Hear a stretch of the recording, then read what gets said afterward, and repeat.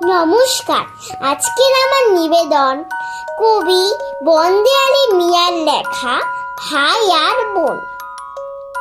ছোট দুটি ভাই আর বোন, কচি দুটি পাতার মতন, সারাদিন হাসি আর খেলা, এই করে কেটে যায় বেলা।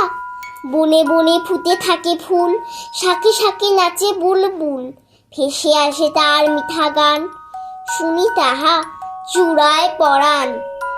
ছোট দুটি ভাই আর বোন, এক জোড়া পাখির মতন, সারাদিন ঘোরে পাড়াময়, তাহাদের পর কেহ নয়, সবাকার কাছে তারা আসে, তাহাদের সবে ভালোবাসে।